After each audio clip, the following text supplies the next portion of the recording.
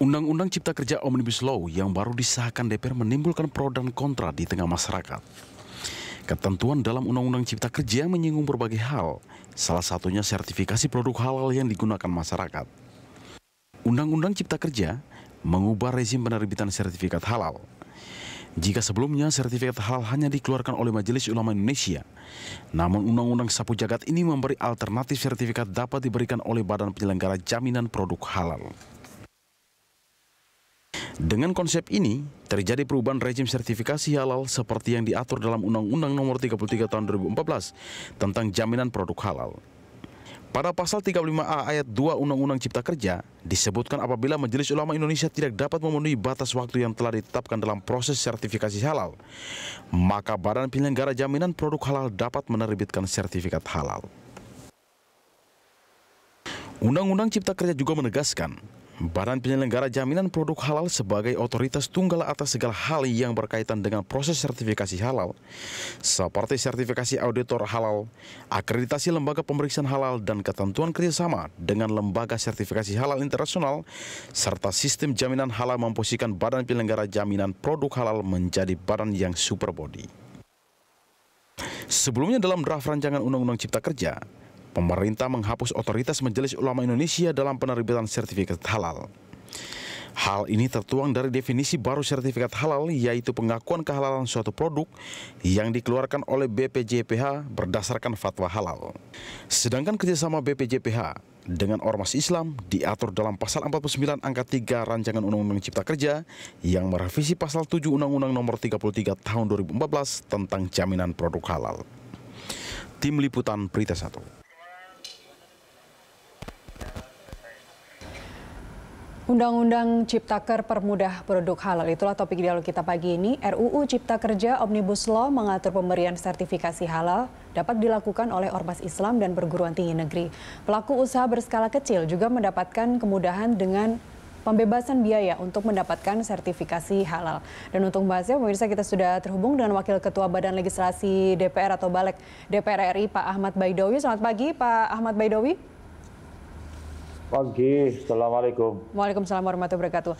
Pak Ahmad, waktu sertifikasi halal, kalau sebelumnya sampai 100 hari lebih untuk produk luar negeri dan 90 harian untuk produk dalam negeri, sekarang bisa menjadi 21 hari. Apa saja yang dipangkas, Pak, tahap-tahapannya? Ya, dalam proses tahapannya yang kita permudah adalah jangka waktunya. Sebenarnya tidak ada yang dipangkas dalam prosesnya, tetapi lebih pada soal jangka waktu. Supaya orang segera mendapatkan kepastian kehalalan sebuah produknya dan bisa dikonsumsi oleh masyarakat Indonesia yang mayoritas Muslim terbesar di dunia. Dan ini saya kira lebih mudah. Kalau dulu misalkan untuk mendapatkan sertifikat halal itu membutuhkan waktu yang berbulan-bulan. Selama berbulan-bulan itu penuh tidak kepastian, tapi hari ini kita persingkat. Kenapa? Karena seseorang yang berusaha itu bisa segera mendapatkan kepastian. Belum kepastian dalam hal apa? Kalau memang produknya tidak halal kan memang butuh waktu lebih lama untuk menyatakan bahwa produk itu halal atau tidak. Jadi begini, apa sih yang untuk memastikannya? Pertama adalah terkait dengan pemeriksa, ya kan, sebuah produk diperiksa kehalalannya itu oleh lembaga pemeriksa halal. Di dalam Undang-Undang Ciptaker, lembaga pemeriksa halal kami buka seluas-luasnya kesempatan untuk ormas Islam berbadan hukum, perguruan tinggi swasta beryayasan Islam atau ormas Islam, dan juga perguruan tinggi negeri, artinya pemerintah. Maka kemudian LPH, lembaga pemeriksa halal itu tidak hanya satu.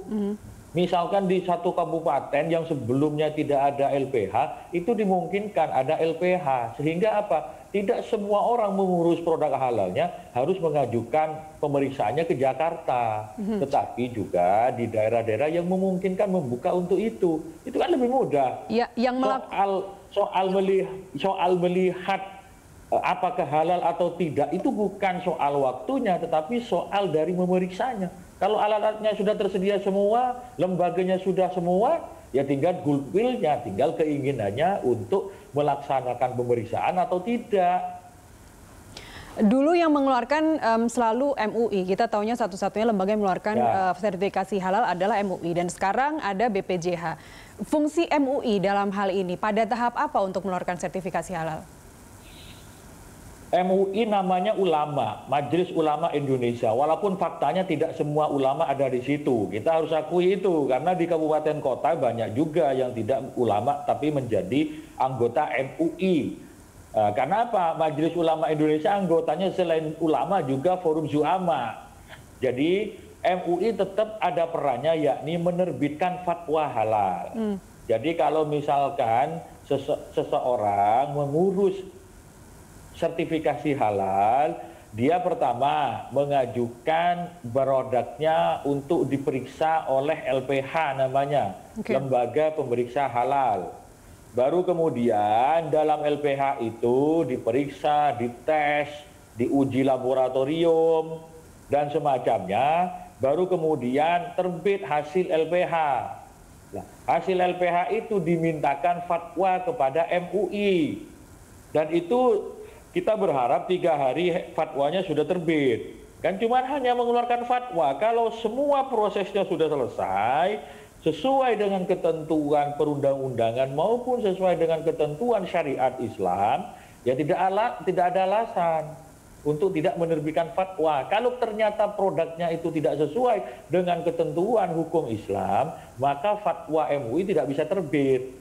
Nah, setelah itu, ketika fatwa MUI terbit, maka pemerintah dalam hal ini BCBPH, Badan Penyelenggara Jaminan Produk Halal, bisa menerbitkan sertifikat kehalalan sebuah produk. Kalau tidak ada fatwa MUI, pemerintah tidak boleh menerbitkan fatwa, tidak boleh menerbitkan sertifikat halal. Jadi clear ya pembedaannya. Ada proses yang namanya lembaga pemeriksa halal, kemudian ada tahapan yang namanya fatwa, kemudian ada tahapan terakhir keluarnya sertifikat.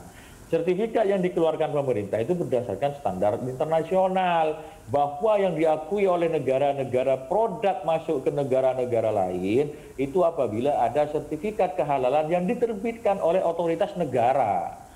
Ya. Dan ini sudah diatur sebenarnya di undang-undang sebelumnya.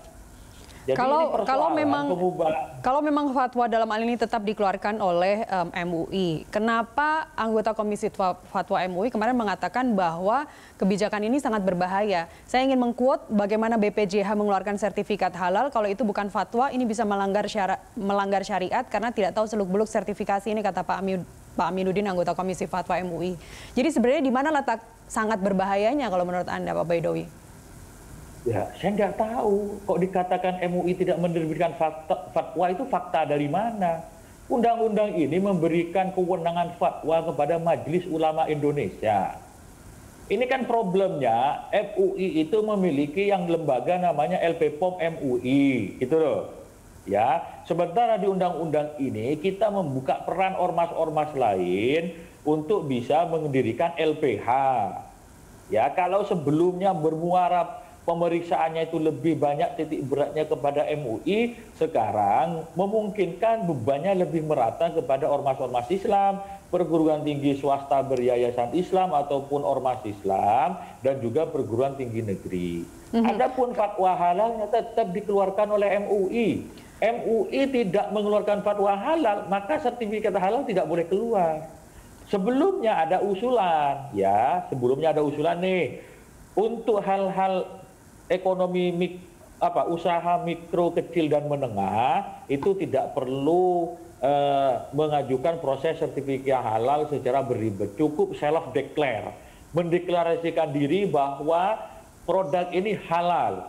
Tapi kan di Indonesia sistemnya belum bisa, tingkat integritas masyarakatnya di bawah kan masih belum bisa dipastikan. Tapi itu tetap bisa berlaku untuk misalkan, Pak Baidowi, tapi tetap deklarasi halal sendiri itu tetap bisa dilakukan oleh usaha mikro, bukan? Usaha mikro dan kecil masih bisa melakukan deklarasi sendiri untuk produk halal mereka. Ya, tapi kan tetap harus diverifikasi oleh LPH, semuanya ditanggung oleh negara. Kalau self declare ini bahaya di Indonesia, Mbak, gitu kan. Dengan banyaknya penduduk dan pelaku UMKM, siapa yang menjamin kehalalan sebuah produk? Integritas seseorang dipertaruhkan. Sistem di Indonesia, mohon maaf, itu belum merangsang ke arah sana. Jadi ini apa yang menyebabkan kita khawatirkan ada pembohongan-pembohongan dalam self declare, maka kita tidak kasih, tetap harus diproses, tetapi dipermudah, biaya ditanggung pemerintah. Ya, digratiskan. Jadi sekali lagi ini sekaligus mengklarifikasi bahwa atau menepis dugaan bahwa BPJH mengeluarkan sertifikat halal, kalau itu bukan fatwa ini bisa melanggar syariat. Anda ingin mengatakan bahwa Undang-Undang Ciptaker ini dalam menentukan atau dalam mengeluarkan sertifikat halal itu tidak melanggar syariat? Ya tidak dong, karena sertifikat halal itu bentuk produk administrasi negara. Baik, Pak Baidowi, saya ingin membandingkan sedikit. Itu produk syariat. Sebentar, biar paham Mbaknya supaya nggak keliru. Sertifikat produk halal itu produk administrasi negara, ya. Fatwa halal itu fatwa terbitan produk syariat. Dan produk syariatnya dikeluarkan oleh Majelis Ulama Indonesia. Baik, saya ingin membandingkan sedikit dari undang-undang lama, Undang-Undang Nomor 33 Nomor 2014 dan juga Undang-Undang Cipta Kerja. Syarat pengangkatan untuk auditor halal. Kita tetap menggunakan auditor halal dalam Undang-Undang Cipta Kerja. Itu syarat pengangkatan auditor halalnya adalah warga negara Indonesia, beragama Islam, minimal S1 bidang pangan, kimia, biokimia, teknik, industri, biologi, atau farmasi. Ini poin ketiganya. Tapi di Undang-Undang Cipta Kerja ini tidak mengharuskan, di Undang-Undang Cipta Kerja tidak mengharuskan mereka dari S1 syariat. Jadi begini ya. LPH itu lebih pada pemeriksa ya terkait dengan laboratorium. Pak Baidowi, sebentar, LPH ini lembaganya, auditor halal ini perorangannya bukan individunya? Ya. Sekarang orang memeriksa makanan diperiksa apanya sih? Misalkan ini terbuat dari bahannya dari apa? Itu kan jelas. Siapa yang berkompetensi di situ? Ya, siapa yang berkompetensi? Kalau kemudian terkait dengan kesyariatannya, itu kan ada nanti fatwanya tetap di Majelis Ulama Indonesia. Dan turunan dari undang-undang ini, ya turunan dari undang-undang ini bisa diatur kemudian oleh peraturan pemerintah. Maka yang kurang-kurang yang bersifat teknis tersebut itu nanti bisa diatur di peraturan pemerintah. Baik. Jadi tolong, bukan berarti kami ini menutup peluang sarjana-sarjana fakultas syariah, bukan, karena tempatnya beda gitu. Fakultas syariah itu kan fakultas hukum. Baik. Termasuk untuk auditor halal ini di Undang-Undang lama memperoleh sertifikat dari MUI. Di Undang-Undang Cipta Kerja ini poin memperoleh sertifikat dari MUI itu dihilangkan. Jadi siapa yang akan melakukan semacam fit and proper test untuk mereka, para auditor halal yang tergabung di LPH ini? Ya negara lah. Sekarang fungsi MUI itu apa? Kan ormas. Apa bedanya MUI dengan PBNU dan PP Muhammadiyah? Itu kan ormas. Otoritas yang bisa melakukan ini kan harus diambil alih oleh negara. Kita negara berpenduduk mayoritas Islam. Maka negara hadir di situ sebagai tanggung jawab negara. Jadi memposisikan MUI itu harus apa? Kita membahasakan MUI itu merupakan kumpulan dari ormas-ormas Islam. Statusnya dia sama-sama ormas. Baik. Tapi NU sendiri ormas Islam besar, Anda juga di NU akan mengajukan judicial review di MK karena beberapa pasal dinilai memberatkan. Ya, itu hak konstitusional warga negara ya, termasuk kiai-kiai saya di PBNU itu mau mengajukan judicial review, itu bagus karena itu hak konstitusional warga yang dilindungi oleh undang-undang. Cuman kami akan sampaikan bahwa pada awalnya LPH, fatwa-fatwa halal, ormas-ormas itu ingin juga menerbitkan fatwa karena berdasarkan fakta bahwa sebenarnya yang berhak, yang punya kompetensi mengeluarkan fatwa dari segi keilmuan itu sebenarnya ormas-ormas. Ada yang berpendapat seperti itu. Karena apa? Di MUI itu tidak semuanya ulama. Ada yang berpendapat seperti itu. Sehingga ormas-ormas seperti PBNU, PP Muhammadiyah berharap diberi kewenangan menerbitkan fatwa. Kami di Panja bersama pemerintah mengeksersis itu, usulan-usulan itu, tetapi di satu sisi kita juga menemukan fakta bahwa fatwa-fatwa dari ormas-ormas itu satu sama lain seringkali tidak sama. Saya ambil contoh satu saja, terkait fatwa rokok. Nah, bagi saya di lingkungan Nahdlatul Ulama itu hal boleh, tetapi bagi kawan-kawan di Muhammadiyah rokok kan tidak boleh. Itu satu hal. Kita khawatir terjadi chaos pemahaman di masyarakat. Namun demikian, terhadap pengaturan yang sudah diatur di Undang-Undang Cipta Kerja ini, apabila dirasa dianggap tidak fair ataupun kurang ataupun keliru, ya tinggal diajukan gugatan ke Mahkamah Konstitusi. Dan itu memang jalur yang legal gitu. Untuk lembaga pemeriksa halal atau LPH ini kan memang diperluas ruang lingkupnya seperti yang Anda sebutkan tadi ormas Islam. Apakah kita hanya mengacu ormas Islam besar saja, NU dan Muhammadiyah? Apakah ada ormas Islam lainnya? Berbadan hukum. Sebentar. Ormas Islam berbadan hukum itu bunyi undang-undang. Makanya dalam setiap redaksi undang-undang dibaca secara utuh. Ormas Islam berbadan hukum dan atau perguruan tinggi swasta di bawah naungan yayasan Islam dan atau ormas Islam yang berbadan hukum. Jelas toh? Baik, kita tidak menyebut ormas tertentu. Oke, perguruan tinggi negeri juga, Pak? Itu kan pemerintah. Jadi LPH itu bisa didirikan oleh pemerintah dan masyarakat. Pemerintah, ya banyak pemerintah, perguruan tinggi negeri itu pemerintah, lembaganya pemerintah, masyarakat. Apakah ada ini ormas? Ini sudah disebutkan secara detail di Undang-Undang Cipta Kerja atau nantinya akan ada di peraturan turunannya?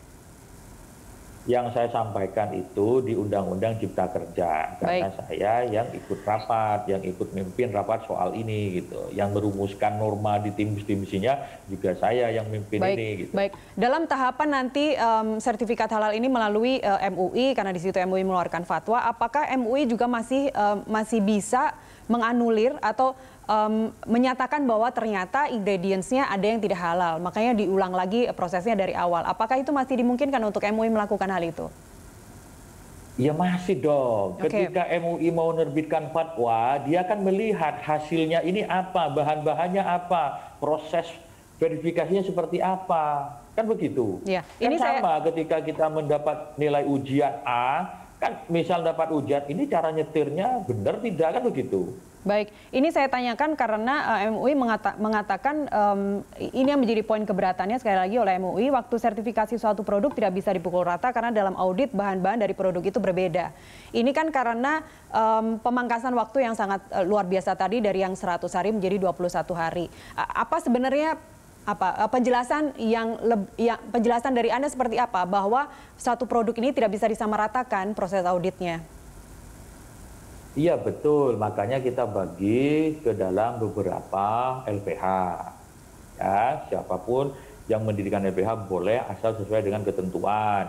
Yang berikutnya perlu kami informasikan ini kepada teman-teman semua bahwa MUI boleh tidak menerbitkan fatwa halal kalau dirasa produk yang diajukan itu tingkatnya meragukan, dan menurut MUI, oh ini masih belum bisa, meskipun dinyatakan bahwa ini sudah terverifikasi.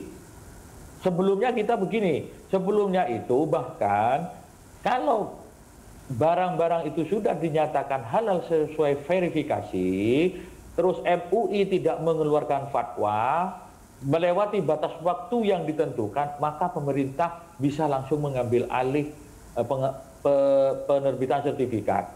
Ya kita nggak mau, nggak bisa dong, tetap harus melalui fatwa MUI. Kalau ternyata misalkan nih, waktu itu ada waktu 3 hari bahwa MUI menerbitkan fatwa diberi waktu 3 hari. Lewat 3 hari fatwanya nggak kunjung terbit, maka BPJPH langsung bisa menerbitkan sertifikat. Ini kan bahaya. Kalau ternyata lebih dari 3 hari MUI tidak menerbitkan fatwa, terus kemudian pemerintah menerbitkan sertifikat, ternyata 10 hari kemudian MUI menerbitkan fatwa bahwa produknya itu tidak halal, gimana? Kan rusak. Nah, yang itu kita tengahi, sudahlah tidak perlu ada batasan waktu 3 hari terhadap MUI, kita berikan waktu keleluasaan bagi MUI dengan semangat untuk mempercepat. Kalau bisa dipercepat, ya ngapain juga diperlambat. Toh fungsinya hanya memverifikasi terhadap hasil PH itu apakah memenuhi syarat untuk diterbitkan fatwa halal atau tidak. Baik, ini Anda mengacu ke pasal 35, Pak Baidowi?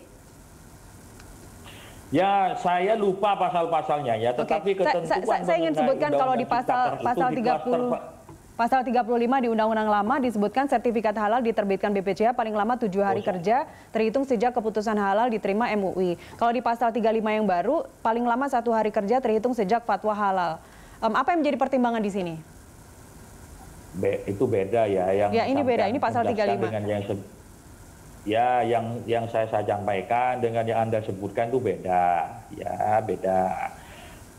1 hari itu setelah terima fatwa. Jadi produk A, MUI menerbitkan fatwa, dikirim ke pemerintah, sehari pemerintah wajib mengeluarkan sertifikat. Kalau sebelumnya 1 minggu, artinya fatwa itu sudah terbit. Ya, paham kan? Fatwa sudah terbit, dikirimkan ke pemerintah, 1 hari harus diterbitkan sertifikat. Kalau sebelumnya 7 hari. Nah, yang saya sampaikan tadi adalah proses menuju keluarnya fatwa. Kalau sebelumnya ada usulan MUI memiliki waktu 3 hari untuk menerbitkan fatwa, kami tidak mau.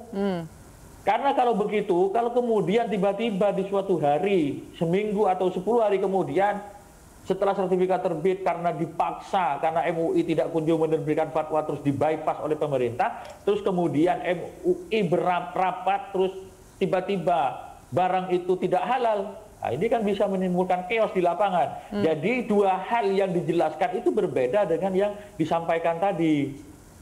Baik, ini artinya di pasal 35 yang saya sebutkan, kemudian yang saya belum mencari pasal yang Anda sebutkan sebelumnya. Tapi ada dalam pasal sisipan, di mana sebelumnya di pasal 35A dan B ini tidak ada dalam undang-undang lama. Dan tapi nanti dijelaskan Pak Baidowi apa saja, apa yang mendasari kemudian ada pasal 35A dan 35 ayat 1, 35 ayat 2 yang sebelumnya tidak ada di Undang-Undang Lama. Kita kembali usai jeda pariwara berikut, pemirsa, tetaplah bersama kami.